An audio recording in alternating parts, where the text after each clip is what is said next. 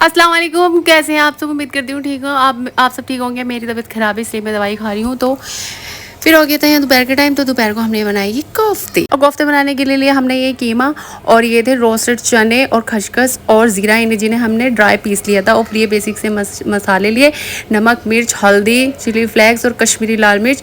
और कश्मीरी लाल मिर्च तो ज़रूर डालें कोफ्तों में, और थोड़ी सी काली मिर्च डाली थी हमने पिसी हुई। और इन्हें फिर और इसमें हमने डाला प्याज, हरी मिर्च और हरा धनिया। और फिर इन्हें अच्छे से मिला लिया, मिक्स कर लिया। अच्छे से मिक्स करने के बाद इनके अच्छे से बाउल बना लिया। और जब आप इनके कोफ्ते बनाएंगे ना, बिल्कुल सॉफ्ट हाथ से बनाएं, क्योंकि टाइट हाथ से भी इन्हें बनाएंगे ना तो ये आपके ना टाइट टाइट हो जाएंगे। और फिर हमने भुना यहाँ पे मसाले में हमने बाद में डाली फिर ये कश्मीरी लाल मिर्च, क्योंकि मैं भूल गई थी डालना। तब लाल लाल सुरख सुरख कलर आता है, इससे बड़ा मज़े का लगता है ये शोरबे वाले बनाएंगे तो आप। तो यहाँ पर मैंने प्याज को फ्राई कर लिया था, थोड़े से गरम मसाले डाले थे, और फिर इसमें है ना यही बेसिक से जो मसाले होते हैं ये सब डाले।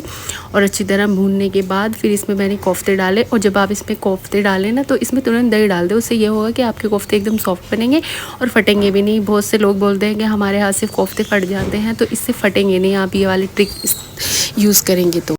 और फिर इनको भूनने के बाद, अच्छी तरह भूनने के बाद, फिर हमने इनमें डाले आलू, क्योंकि आज हमारे पास ऑर्डर आया था हमारे हस्बैंड का कि इसमें आलू ज़रूर डालना। वो हर बार बोलते हैं हाँ तुम आलू नहीं डालती हो, तो इसलिए मैंने आज इसमें आलू डाल दिए थे।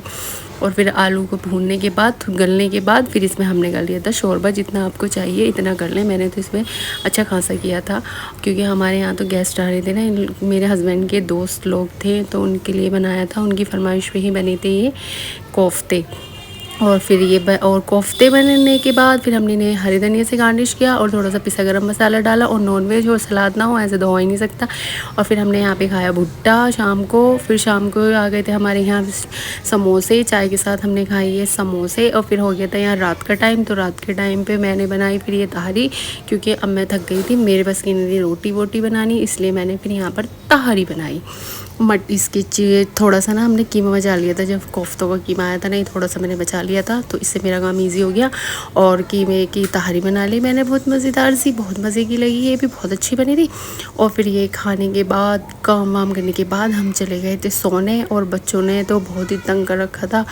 और फिर मैंने फिर से दवाई खाई, और दवाई खा के फिर मैं सो गई थी। और आपको मेरे ब्लॉग कैसे लगते हैं प्लीज़ लाइक करें, कमेंट करें, सब्सक्राइब करें। Bye bye.